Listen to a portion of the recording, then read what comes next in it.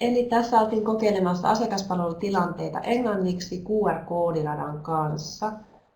Mitäs mä tuon seuraavaan? Niin. Ja tavoitteita tälle pienelle kokeilulle oli motivoida opiskelijoita englannin opiskelu uuden menetelmän avulla tai välineiden avulla myös, tutustuttaa opiskelijoita mobiililaitteisiin ja QR-koodeihin ja videointiin. QR-koodit oli niille monille ihan outoja. Tehdä opiskelijat tietoisemmaksi omasta kielitaidostaan nauhoituksen avulla, jotta niitä voi jälkikäteenkin kuunnella, ja sitten kehittää kielitaitoa reflektoimalla ja käymällä tilanteet yksityiskohtaisesti läpi jälkikäteen luokkahuoneessa. Ne on tässä samoja tilanteita, mitä me ollaan luokkahuoneessa muutenkin käyty. Tuossa on näitä QR-koodeja näkyvillä. Se toimenpiteet, mitä tässä tehtiin, no ensin laadittiin nämä materiaalit ihan näiden opetussisältöjen perusteella, että mitä me ylipäätään, minkälaisia pieniä tilanteita meillä on asiakaspalvelutilanteissa. Eli nämä käsikirjoitukset oli mun tekemiä, että mitä ne tilanteet voisi olla. Ja sitten videoinnit ja QR-koodien luomiset tapahtui sitten Peten ja Pauliinan taholta. Tai olin mäkin siinä videoinnissa mukana, mutta he tämän teknisen taidamisen osas siinä. Laitteita testattiin, YouTube-tili luotiin, Pete, Pauliina, ja sitten videoitiin tässä maanantaina opiskelijoiden kanssa, ja sitten mulla oli tiistaina, eli eilen oli tunnit, neiden kanssa ehdittiin jo vähän niitä reflektoida, mutta tarkoitus on jatkaa toki tämän jälkeenkin.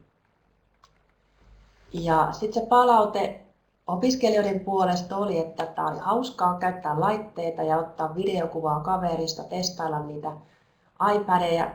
Ja sitten minä opettajana koin, että opiskelijat oli videointitilanteessa tosi motivoituneita ja keskittyneitä työskentelyyn eri lailla kuin luokkahuoneessa.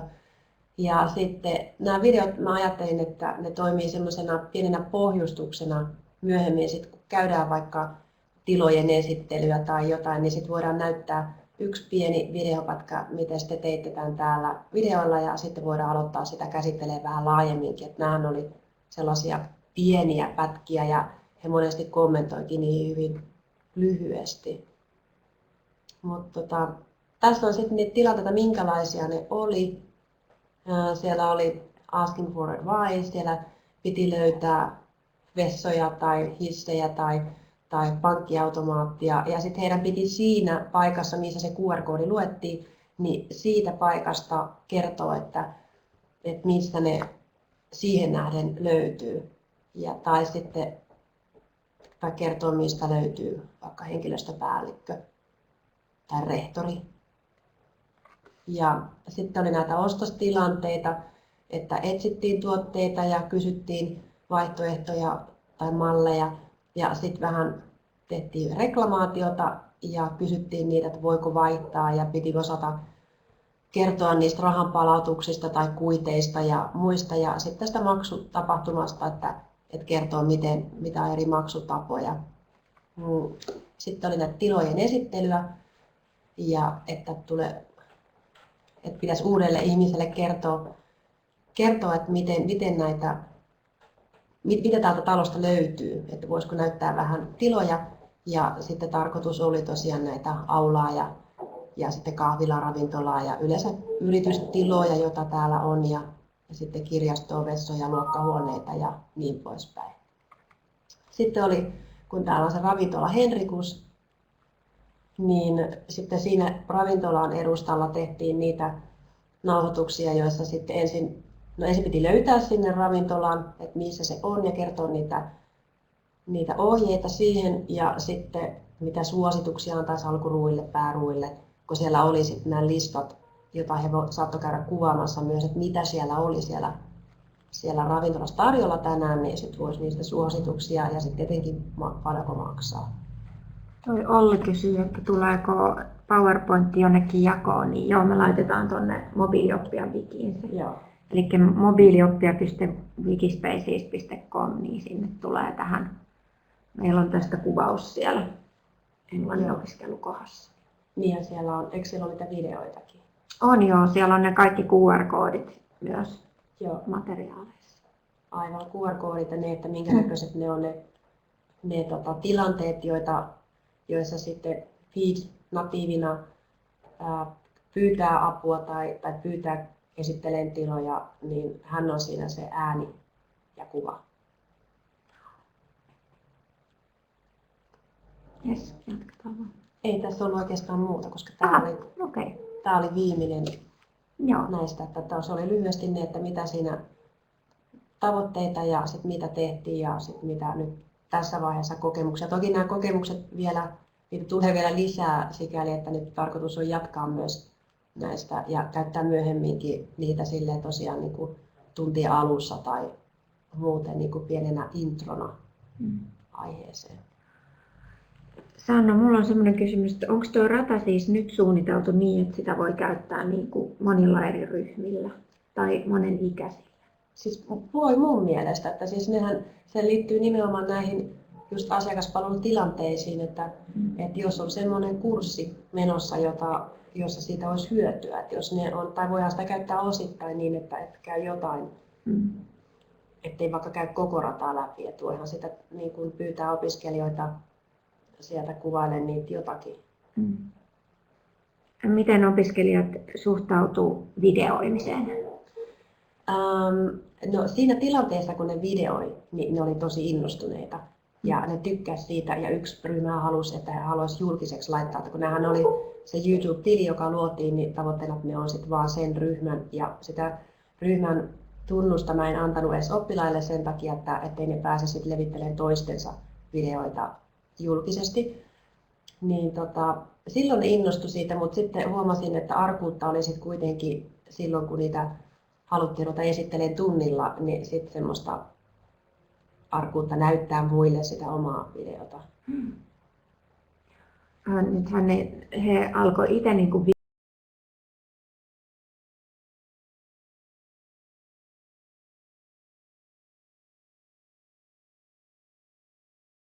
Aivan. niin tavallaan olisiko siinä joku semmoinen, että pitäisikö sitten seuraavalla kerralla ohjeistaa jotenkin vielä tarkemmin, että kuvat, että älkää kuvatko kasvot, olisiko se tavallaan helpompi tehdä se nauhoitus tai katsoa sitä porukoiden kanssa ilman, että siinä näkyisi kasvot. Mä luulen, että siinä videointitilanteessa ne tykkää nähdä itsensä ja ne silloin, niin kuin, jos ne ihan kaverin kanssa pelkästään sitä katsoo, mutta voi olla nimenomaan tähän jälkikäteen tapahtuvaa reflektointia siihen niiden tilanteiden läpikäymiseen, niin sitä varten tuo voisi olla hyvä jatkoon, että ei otettaisikaan, tai sitten ainakin, että otettaisiin osa niistä tilanteista sille, että siinä ei olla omilla kasvoilla.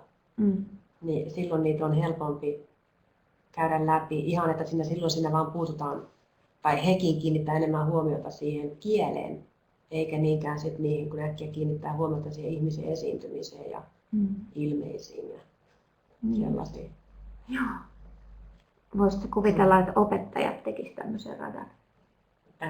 Siis miten opettajat, siis opettajille? Niin. Että sä tulisit opettajaporukan kanssa, te tekisitte sen. Moi, mikä ettei, jos ne innostuisi. Joo, että mihin tarkoitukseen se olisi, niin se on tietysti eri asia, mutta mikä ettei. Joo.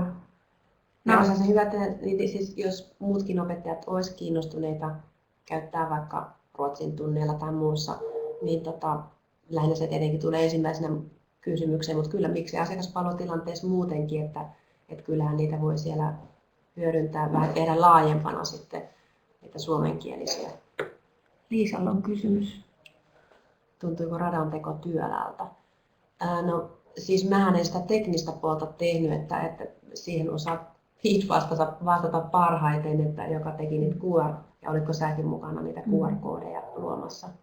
Niin, että mulle se ei siis sinänsä, koska mä loin noita tilanteita ja sitten olin mukana näissä videoinneissa ja silloin, niin kuin silloin kun feed ja videointiin siihen ja sitten näitä opiskelijoita, niin eihän se mulle sinänsä raskas, mutta tämä tekninen toteutus tapahtui tosiaan teidän niin, tiimin siinä ei puolesta. oikeastaan siinä ei nyt ollut juuri paljon mitään, eli QR-koodinhan pystyy luomaan vaikka sillä mobiililaitteellakin. Että eipä se Sannallakaan kauheasti olisi ottanut aikaa, mutta meillä oli ihan pikkasen kiireinen aikataulu nyt saada se toteutus niin kuin läpi. Niin siksi tehtiin sitten, minä siis mobiilineuvojana ja Pete meidän järjestelmäasiantuntijana, niin tehtiin sitten ne QR-koodit. Mutta se ei ole niin kuin oikeastaan se kynnyskysymys. Että tässä oli nyt tämmöinen työnjako, että opettaja oli se niin kuin substanssiosaaja ja meiltä tuli sitä teknistä apua. Joo, ja se tietenkin tuntuu kivalta opettajasta, että ei tarvitse tavallaan siihen takertua, kun mä ainakin itse koen, että mä en ole mikään tekniikan ekspertti, että sitten tavallaan voi sen kysymyksen ohittaa, että jos vaan miettii ne sisällöt ja sellaiset toteutukset.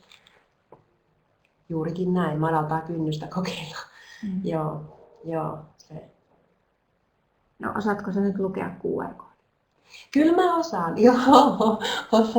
Osaan sillä niin kuin, kokeilin sillä iPodillakin sitä, että sehän oli sinänsä aika näppärä.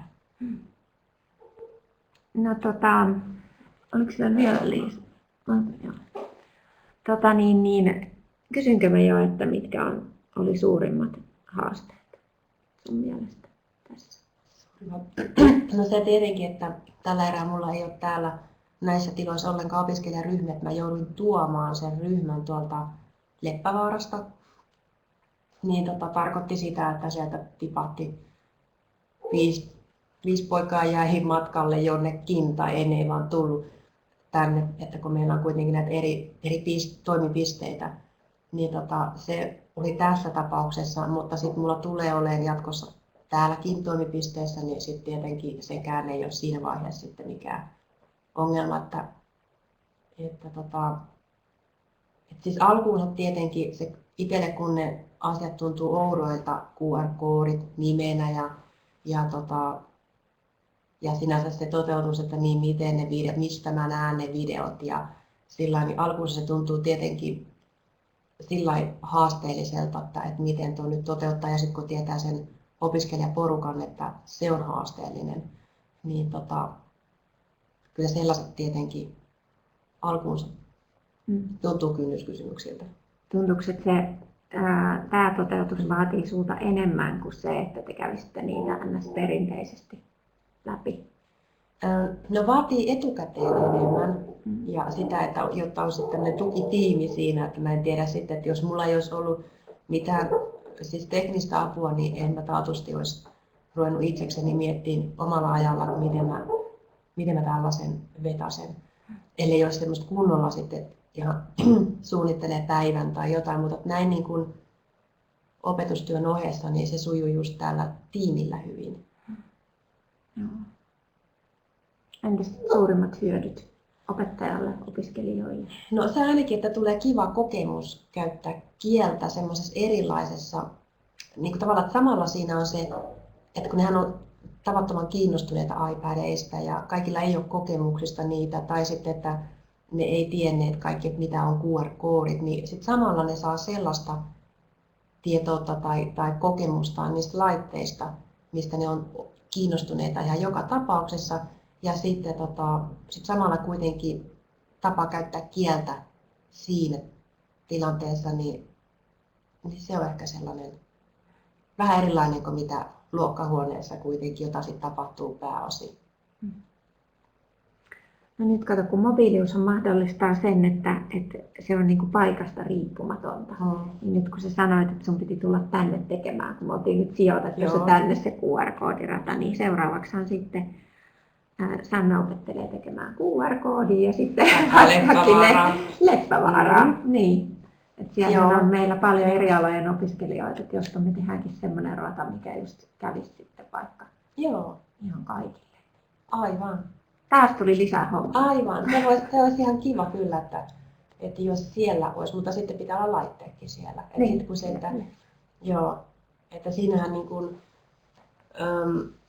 tietenkin on myös tämä, että sitten, jotta kaikilla on se laite käytettävissä. Tuossa meitä, kun sitten lopulta tänne tuli 10 opiskelijaa, niin sitten meillä oli laitteita oikein reilustikin. Että oli kaksittain tai joku saattoi käyttää yksinkin laitetta. Hyvä. Olisiko nyt Liisalla tai Ollilla mitä kysyttävää? Tämä oli tällainen pieni käytännön esimerkki. Mm.